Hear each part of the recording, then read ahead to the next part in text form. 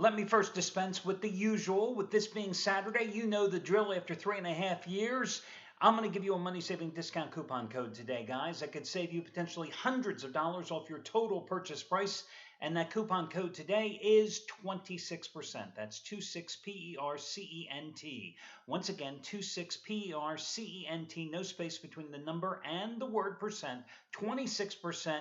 That will save you 26% off your total purchase price today. And it's a mix and match coupon. You can use it for any combination of handicappers' plays and or packages, and you maximize your discount by using this coupon.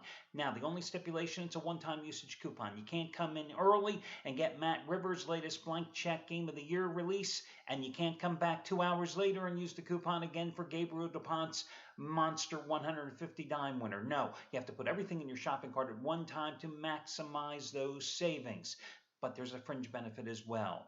Listen, as I told you, this is good for any combination of handicappers' picks and or packages. If you happen to already be in a package with a particular handicapper, let's say Gabriel DuPont, who's won you a bloody fortune, and you have 10 days left in your 30-day package, you want to get another 30-day package. Well, that would then give you 40 total days of service. You would use the 26% discount coupon code to save 26% off your package purchase.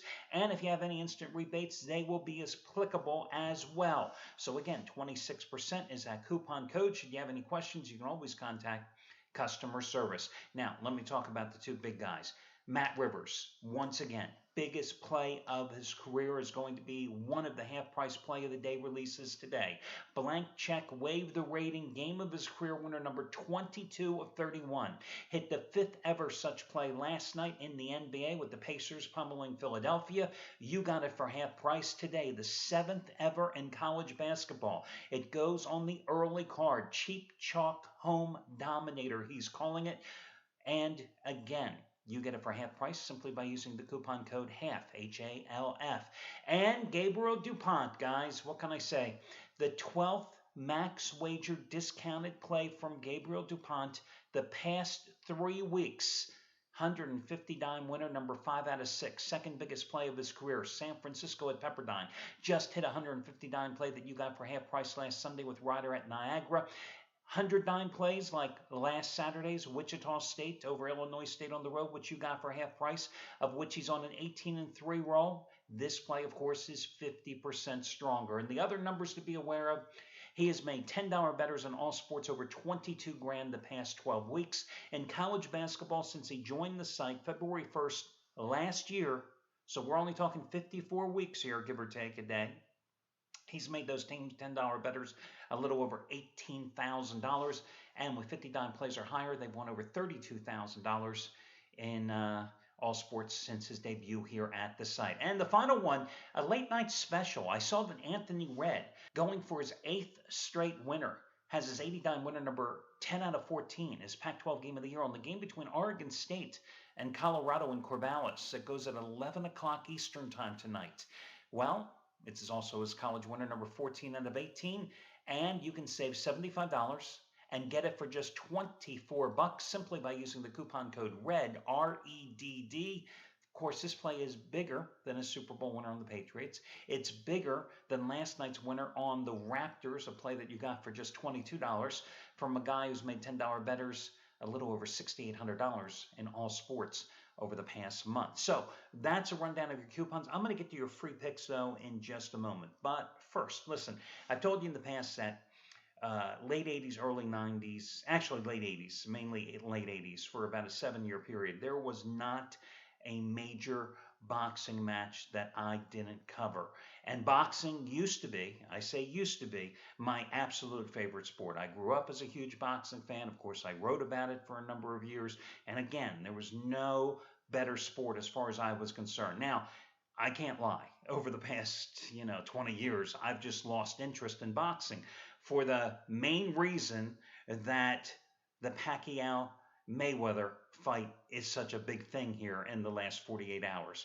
because it took so many years to put the damn fight together, because of all the promotion agents, because of all the ABC Mickey Mouse organizations that rank the boxers, and because boxers just don't want to fight unless they can load up for that one big payday because of the influx of pay-per-view money and cable TV money.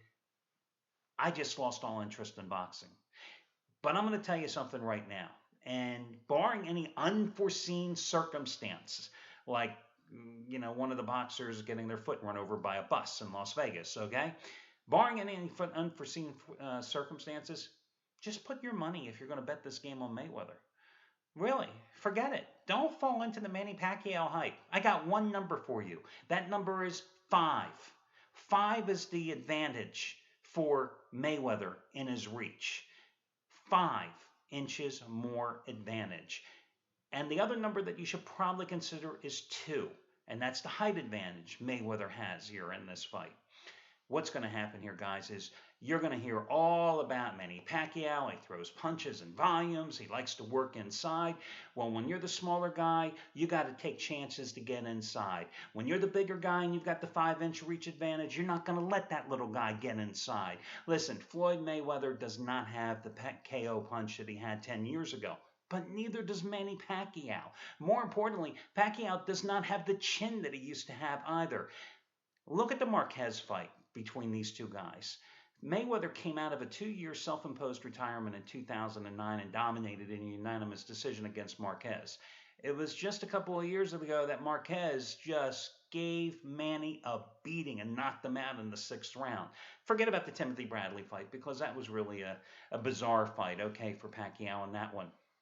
But again, I think Mayweather has the ego that he would love to mix it up. But Mayweather is too smart. Is he as athletic that he was 5 years ago? No, he's not.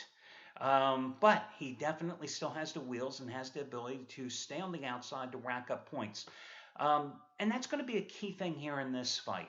It's how the fight is going to be judged. Listen, I've always been the type of guy, when I used to write about boxing, and I'll use the Hagler Sugar Ray Leonard fight as the greatest example of any one particular match I ever covered. It's a difference in judges and their opinions and how they view a fight. Some judges will look at fights and they'll go, hey, I'm going to award points and give a round per se to somebody who lands the biggest, hardest punches. Others will simply look at the accumulation of punches thrown in a particular round when they reward that round to a fighter. Mayweather, like Leonard in the fight I'm talking about years ago with Hagler, will be able to accumulate that points by using his jab, using that extra 5-inch reach advantage, by staying on the outside, and by also moving in the ring. Again, Pacquiao's going to have to come forward. He's going to have to be the aggressor. He's the shorter guy, 2 inches shorter. He's going to have to work inside. Mayweather is not going to give him that opportunity. That doesn't mean Pacquiao's not going to be able to hit him with some good shots. But when you judge the fight, and I think the way this fight and most fights nowadays are getting more judged, I think a little more liberally, although sometimes in Vegas you got to wonder what the hell's going on in the judges' minds. You have to wonder, have they ever watched a boxing match before? I really think that ultimately this one, there will not be any TKOs. I think it will go the distance. I think that Mayweather will win it, and I think he will win it by unanimous decision. So there you go. Again, now if either one of these guys get hit by a bus, I will change my opinion. But I'm just telling you now, don't waste your money putting it on Manny. Again, the problem with boxing and why the MMA and the UFC and the ABC, all those dumb, stupid things, mixed martial arts crap, I don't watch any of it. I don't give a damn about any of it. The reason that traditional boxing has just more or less disappeared from the landscape, leaving fans salivating at the opportunity to see these big name matches, is because these big name matches take so long to come together. I mean, this is a money grab for Mayweather at this point in his career. Let's not delude ourselves here, guys. I mean, again, this fight should have been made 5-6 years ago. But the one thing I will say about boxing, and the one thing that has been the same about boxing since day number one, is it's not necessarily the matchup between the names. It's the matchup of the fighters at the particular stage of their career. 5 years ago, I would have told you Mayweather would have won the fight because of the stages that these two guys were at that particular point in their career. 5 years later, I'm going to tell you the same thing because now you have two fighters, both of whom have declined. Although I think Pacquiao's decline has been a little greater, especially with the ice chin, and it will still make an entertaining boxing match. But don't go putting your money on anybody other than Floyd if you're going to bet this one, baby. Okay, let's talk about basketball. I'm going to go with Gonzaga minus the 6.5 points in St. Mary's for the simple reason that I just can't believe the Bulldogs are going to choke their possibility of getting a #1 seed in the big dance by losing to the Gales, who they already beat at home 68-47 back on January 22nd, snapping St. Mary's 9-game winning streak at the time, holding St. Mary's to a season low in points and just 36% shooting in that game. Yes, it's the home finale for the Gales, and yes, it's the road finale for Gonzaga. But listen, Gonzaga's won 20 straight games since that three-point loss in Tucson to Arizona. They won by 13 at Pauley Pavilion against UCLA. They won in Provo by 7 against BYU. They've won 7 in a row in the series, the last 6 by an average of almost 20 points a game. So I'm going to go with Gonzaga. I used Arizona as my best bet, laying 23 and watching them beat USC by 30 points a couple of nights ago. Today they were a 14-point favorite at home against UCLA. UCLA coming off a 68-66 loss at Arizona State. Hey, listen, the Wildcats lost in Tempe as well just a couple of weeks ago.